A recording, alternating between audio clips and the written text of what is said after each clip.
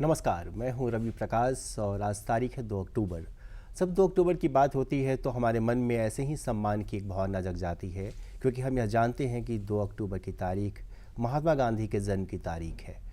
और पिछले कई सालों से जब से मोहनदास करमचंद गांधी का एक तरीके से अवतरण महात्मा गांधी के तौर पे हुआ है, तब से पूरे देश के लोग श्रद्धा से इस तारीख को याद करते हैं, इस तारीख को सेलिब्रेट करते हैं, उनकी बातों को याद करते हैं, ताकि हम अपने भविष्य का रास्ता तय कर सकें। और न केवल भारत में बल्कि दुनिया के तमाम देशों में, शायद ही दुनिया कोई ऐसा देश हो जहां गांधी के बारे में बात नहीं होती हो, जहां महात्मा गांधी की प्रतिमाएं नहीं हो, जहां महात्मा गांधी कोर्स में शामिल नहीं हो। तो ऐसी शख्सियत महात्मा गांधी की थी और हमें अभिमान है इस बात का कि हम उस देश के रहने वाले हैं जिस देश में महात्मा गांधी जैसे महापुरुष ने जन्म लिया था। तो आज की तारीख गांधी जयंती की तारीख है। इस तारीख के बहाने इस कार्यक्रम में, इस खास कार्यक्रम में हम महात्मा गांधी को याद करना चाहते हैं, उनके बारे में बात करना चाहते हैं। और इस पर बातचीत करने के लिए हमने दो खास लोगों को अपने स्टूडियो में बुलाया है। हम स्वागत करते हैं प्रदीप कुमार सिंह साहब का, जो ब्यूरो चीफ है दैनिक जागरण अखबार के झारखंड के, और डी.के. सरन साहब का, जो रिटायर्ड प्रोफेसर है रांची विश्वविद्यालय के और जाने माने शिक्षाविद हैं इस राज्य के। आप दोनों लोग का हमारे कार्यक्रम में स्वागत है। सर, आपसे शुरुआत करना चाहते हैं इस बातचीत की कि गांधी को अगर आज के दौर में याद किया जाए तो अभी हम लोगों ने देखा G20 में कैसे सारे राष्ट्राध्यक्ष वहाँ गए, राजघाट पर उन्होंने सम्मान अपना अर्पित किया। तो आज के दौर में गांधी की किस रूप को सबसे ज़्यादा याद किया जाना चाहिए?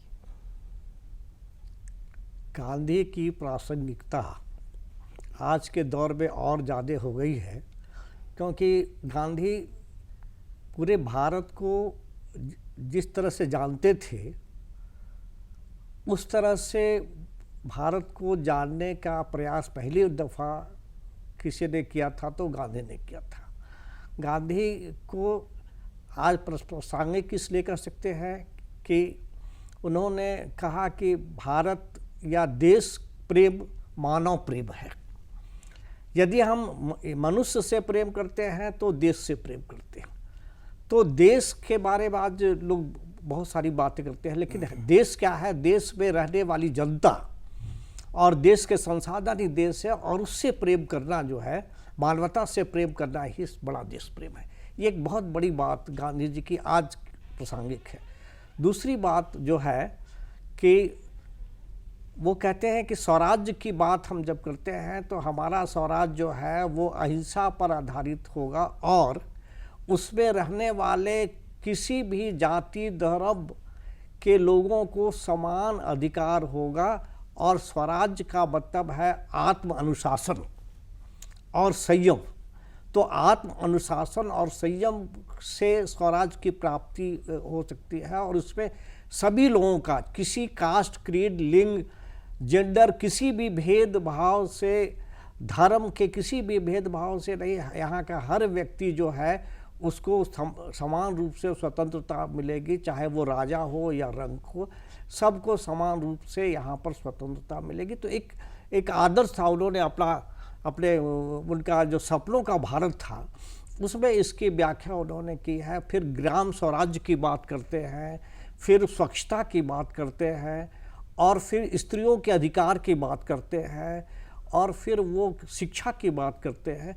तो गांधी जी जब बात करते हैं तो भारत के आम जनता का, गांव के जनता का, चाहे वो खेतिहर मजदूर हो, चाहे वो किसान हो, वहाँ से कहते हैं कि स्वराज्य हमारा जो है वो दिल्ली से वो रिलेट नहीं होगा, वो केंद्र शासित, केंद्र से उसकी परिकल्पना नहीं होगी। हमारे स्वराज्य की कल्पना जो होगी वो गांव से होगी।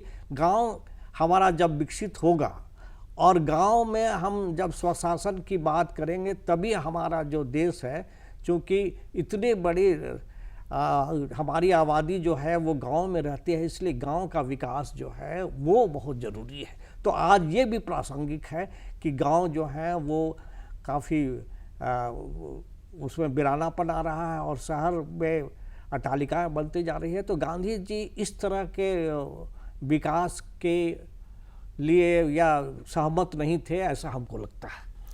प्रदीप जी, गाँव की बात हो रही है और हम लोग जिस राज्य में बैठकर बात कर रहे हैं, ये आदिवासियों का राज्य है और आदिवासी समाज में तो पहले से ही गांधी जी की कई सारी चीज़ें लोगों ने अपने में ये की हुई हैं, अनुसरण की हुई हैं। आपको आदिवासियों के संदर्भ में अगर गांधी जी को याद करना हो तो किस तरीके से याद करेंगे? आप देख सकते हैं आदिवासियों के बीच में आपने बिल्कुल जो है वो जो बातें की हैं, तो टाना भगत समुदाय को अगर देखते हैं तो अगर नई पीढ़ी देखेगी, हम लोग तो देख रहे हैं अरसे से टाना भगत समुदाय के बारे में, लेकिन जब इनके कार्यक्रम को जब नई पीढ़ी देखती है तो वो गांधी को अनुभव करते होंगे।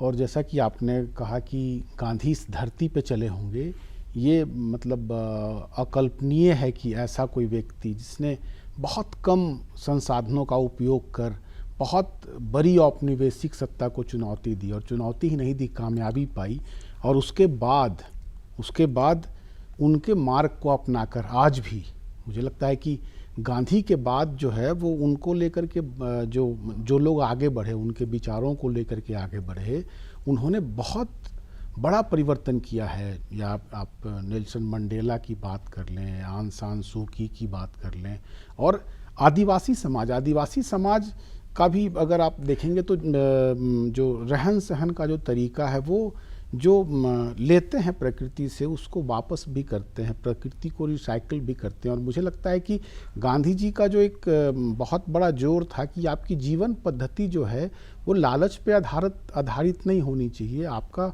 जीवन जो है, उन्होंने सादा जीवन उच्च विचार की बातचीत कही थी, और खुद भी वो आदर्श की बात जो है वो गांधी जी ने जो की वो व्यवहारिक तौर पे वो आदर्श की बातें करते थे। तो वो चीज़ें जो हैं वो आप अगर देखेंगे झारखंड के आदिवासी समुदाय में, टाना भगत समुदाय जो है वो उसी प्रकार से वो रहते हैं। वो कई चप्पल तक धारण नहीं करते हैं, वो अंधेरे के बाद जो है वो भोजन नहीं करते हैं, और वो उन तमाम चीज़ों का पालन करते हैं, नशा पान से दूर रहते हैं, मांसाहार से दूर रहते हैं। तो गांधी जी का जो था कि जो सबको ले करके चलने वाला, प्रकृति के साथ ले करके चलने वाला, तो टाना भगत समुदाय में आप देख सकते हैं। इसके अलावा टाना भगत समुदाय से इतर भी अगर आप आदिवासी समुदाय में जाएं तो जो उनकी रहन सहन की पद्धति है, जो ग्राम सभा की जो कल्पना, जो ग्राम स्वराज की कल्पना गांधी जी ने की थी, वो कहीं ना कहीं से वो आदिवासी गांवों में दिखता है। हालांकि कालक्रम में जो है वो बहुत सारी विसंगतियां आई हैं, लेकिन उन विसंगतियों के बावजूद भी गांव में इस तरीके का माहौल है कि लोग अब आप देखें कि अगर गांव में किसी को अपना घर बनाने की जरूरत, छप्पर बनाने की ज़रूरत होती है, लोग मदद करके उनको करते हैं। आज भी आदिवासी गांव में अभी धन रोपनी जो है वो 1-1.5 महीने पहले पूरा हुआ है। मैंने खुद अनुभव किया कि अब एक दिन गांव के सारे लोग जुटते हैं, वो एक व्यक्ति के खेत में जाकर के वो धान की रोपनी कर देते हैं, फिर दूसरा दिन जो है वो दूसरे। अब ये कितना आप कल्पना नहीं कर सकते हैं, मैत्री का, सद्भाव का, आपसी सहयोग और स्नेह का इससे बेहतर उदाहरण हो नहीं सकता। और शांतिपूर्ण सह अस्तित्व की जो बातचीत की जाती है वैश्विक स्तर पे, और यही एक फार्मूला है। जब आप बगैर शांति के आप जो है वो आगे बढ़ने की कल्पना नहीं कर सकते हैं। गांधी जी ने ये सीख दी थी, और ये बहुत गर्व की बात है भारत के लिए कि हम लोग उसी दिशा में आगे भी बढ़ रहे हैं। भारत ने इन चीज़ों को अपनाकर, आप आदिवासी समुदाय की बातचीत की, अगर आप आगे जाएंगे, आचार्य विनोबा भावे ने, लोकनायक जयप्रकाश नारायण ने इन चीज़ों को समझा था, इन चीज़ों को आगे बढ़ाया था। आज भी अगर स्वच्छता पखवाड़ा की बात जो है वो की जा रही है, स्वच्छता अभियान, स्वच्छता के लिए आग्रह की बातचीत की जा रही है, तो वो गांधी जी के विचार ही थे जिसको हम लोगों ने आगे बढ़ाया। और तो बिना अगर गांधी जी की बातचीत करेंगे, स्वच्छता की बात करेंगे, आप कोरोना जिससे एक बहुत बड़ी महामारी से जो पूरा हम लोग एक दौर पूरा गुजरा है, लगभग 2 वर्ष, तो वो कहीं ना कहीं से जो हम लोगों का जो जीवन, हम लोगों की जीवन शैली थी, और एक मतलब पत्रकार होने के नाते जो है वो मैंने ऐसे गांवों में देखा है जहां कोरोना का कोई असर नहीं था। ये आदिवासी गांव ही थे, शहर में तो काफ़ी आपाधापी मची थी, लेकिन ऐसे कई गांव हैं जहां के लोगों का जो रहन सहन था, रहने का जो तरीका था, जो उनका खान पान था, वहाँ कोरोना फटक नहीं पाया। और कोरोना की अगर वापसी भी हुई है तो ये जो भारतीय जीवन परंपरा में जो ये जो रहने का तौर तरीका है, बहुत सारी विसंगतियों के बावजूद ये अभी भी बहुत बेहतर है, जिसके कारण हमारी प्रतिरोधक क्षमता, हमारे शरीर की प्रतिरोधक क्षमता बहुत मजबूत है। तो हम लोग जो है वो आज अस्तित्व में हैं। अब आज कई देश जो हैं वो परेशानी में आ गए। तो गांधी जी ने जिन विचारों को लेकर के आगे बढ़ा था, तो मुझे लगता है कि जनजातीय समुदाय जो है वो उस दिशा में वो आगे बढ़ रहा है। और जो इनको प्रोविज़न्स भी दिए गए हैं, जो इनको संरक्षण और अधिकार प्रदान किए गए हैं ग्राम सभा को, उसका भी जब एक्सटेंशन होता है तो कहीं ना कहीं से जब आप देखेंगे असमानता की बात जो है वो असमानता, छुआछूत, तो इन सब चीज़ों का बहुत कम असर है गाँव में, आदिवासी गाँव में।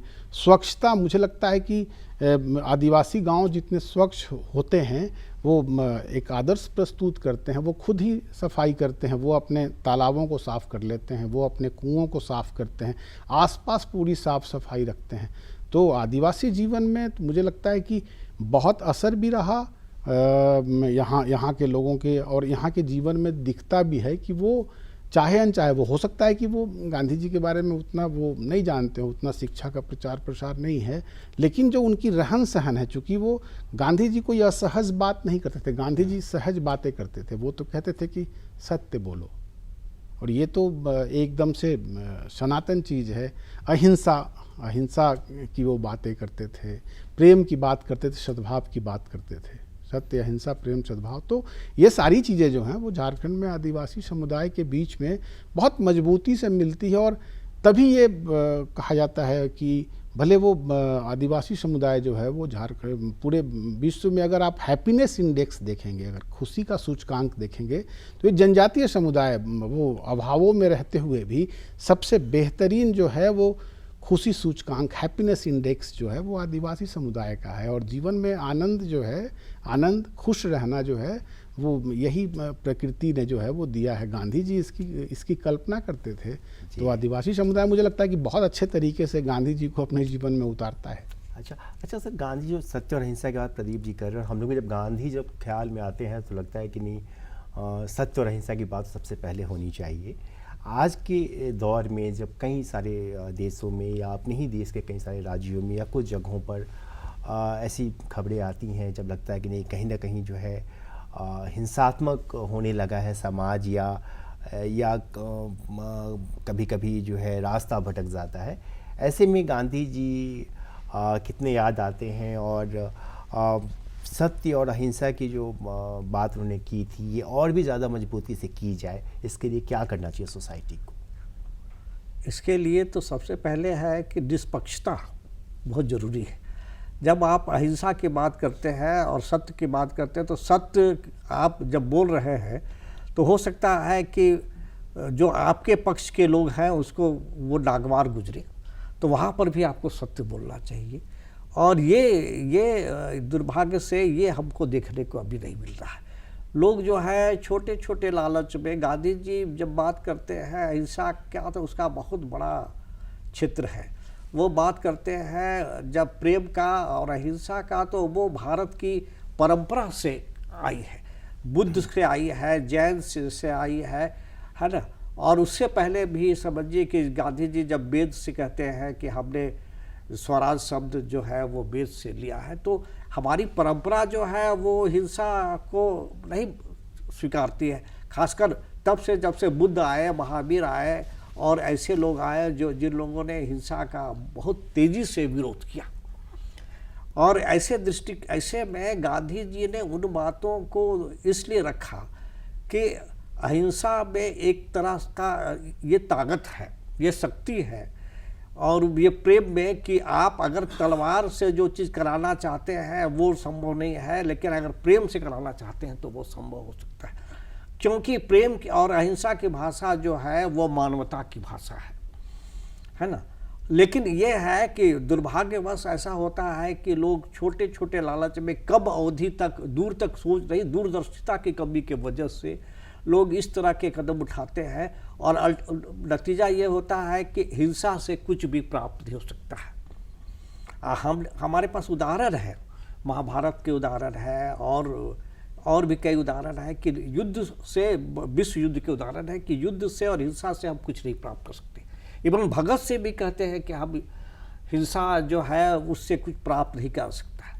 तब जब हिंसा से कुछ प्राप्त नहीं किया जा सकता है और वो बर्बादी की तरफ ले जाता है, तो हमको हिंसा से बचना चाहिए। और ये गांधी जी से हमने सीखी है। और गांधी जी जो है वो भारत के जनमानस में उसी तरह से बसते हैं जिस तरह से अभी इन्होंने कहा कि भारत की जो मैक्सिमम जनता है वो हिंसा नहीं चाहती है। और उसमें जो यहाँ की आदिवासी जनता है उनका जो रहने की इसका ये है, उनमें जो महिलाओं के प्रति जो सम्मान है, हमारे यहाँ आदिवासियों में महिलाओं के प्रति सम्मान है और जो लोगों के प्रति सम्मान है, चाहे कोई है वो सब आकर के आपस में मिल करके एक साथ बैठते हैं, एक साथ खाते हैं, एक साथ पीते हैं, एक साथ रहते हैं। तो ये चीज़ें जो है वहाँ पर जो हमको देखना है कि हिंसा से बचने के लिए हमको पहले सौहार्द और प्रेम को बढ़ाना होगा। और सौहार्द और प्रेम को बढ़ाने के लिए ये ज़रूरी है कि हमको ये देखना है कि हिंसा से हम कुछ प्राप्त नहीं कर सकते। थोड़े दिनों तक के लिए हम कुछ प्राप्त हो सकती है ना। तो दबंगई किसी प्रकार की हो, हिंसा किसी प्रकार की हो, चाहे राजनीतिक हो, चाहे आर्थिक हो, चाहे शब्दों की हिंसा हो, है ना, चाहे वो किसी भी तौर से, चाहे वो भीड़ की हिंसा। गांधी जी इसके खिलाफ भी थे कि हम भीड़ तंत्र नहीं बनाना चाहते हैं भारत को। हम चाहते हैं भारत को ऐसा बनाना जिसमें प्रत्येक व्यक्ति का से हो, और भीड़ तंत्र भी नहीं बनाना चाहते। आज हम अगर भीड़ तंत्र और भीड़ तंत्र के तरफ जा रहे हैं तो हमको गांधी जी की प्रासंगिकता को फिर से देखना होगा कि गांधी जी जो कहते हैं कि भीड़ जो है, हम भीड़ नहीं बने, हम अपने विवेक से काम लें, हम अपने संस्कार से काम लें, हमारे संस्कार ही जो है वो अहिंसा का है, उससे काम लें, और हम जो है वो प्रेम से काम लें। क्योंकि हमारे यहाँ तो लोगों ने, बुद्ध ने सिखाया और महावीर ने ये चीज़ें सिखाई हैं हमको बाहर जाने की कहाँ ज़रूरत है। हमारे यहाँ के लोग ही जो है वही चीज़ गांधी जी कर रहे हैं, और वही चीज़ जो है वो हमारा सोच है, हमारी जनता का सोच है। और उसको अगर उस पर अगर कहीं से कहीं बदलाव आ रहा है तो उसके लिए हमको जो है वो जो प्रबुद्ध वर्ग है, जो राजनीतिज्ञ हैं, जो सामाजिक कार्यकर्ता है, जो पत्रकार हैं, उन सबको निष्पक्ष होना पड़ेगा। अच्छा, ही चर्चा आपने पत्रकारिता पे की और मैं यही सवाल प्रदीप से लेने ही भी वाला था। मेरे मन में पहले से बात चल रही थी कि गांधी जी हर जन निकालते थे, एक अच्छे पत्रकार के तौर पर उन्होंने यंग इंडिया निकाला, एक और आंदोलन में जुटे रहे, दूसरी ओर वो अपनी पत्रकारिता भी करते रहे। पत्रकारों की भूमिका को लेकर जो गांधी जी के विचार थे प्रदीप जी, आज की तारीख में हालांकि बहुत कुछ संभव नहीं है, क्योंकि ज़माना वो आज से हम कई 100 साल पहले की बात कर रहे हैं और आज ज़माना बहुत बदला है। लेकिन फिर भी आज के पत्रकार गांधी जी की पत्रकारिता से क्या सीख सकते हैं, क्या गुंजाइश बना के किस तरह की जर्नलिज्म हम कर सकते हैं? देखिए, एक प्री इंडिपेंडेंस, अगर स्वतंत्रता पूर्व की पत्रकारिता की बात करें तो उस समय की पत्रकारिता जो थी, पत्रकारिता के साथ साथ जो भी राजनीतिक वैचारिक आंदोलन थे उनका एक स्पष्ट उद्देश्य था, एक एम था, मोटो था कि हमें देश को आज़ाद कराना है। और ये सब लोग जो है वो उसमें उसी शिद्दत के साथ जो है वो जुड़े रहते थे, काम करते थे।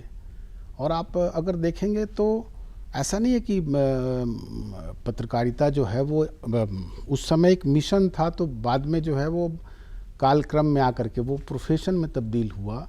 तो प्रोफेशन में आने के बाद आप कह सकते हैं जो अपेक्षाएं चूँकि सोसाइटी की जो है वो बहुत ज़्यादा हैं, लेकिन आप देखेंगे कि स्वतंत्रता के बाद भी जो है वो चुनौतियां आई हैं देश में। आप आपातकाल को याद करिए, आपातकाल कितना भीषण दौर था। 2 साल में जो भी पत्रकार थे, जो आंदोलन चलाने वाले लोग थे, विपक्षी दलों के लोग थे, उस समय जो है वो जेल में डाल दिए गए, सेंसरशिप लागू किया गया।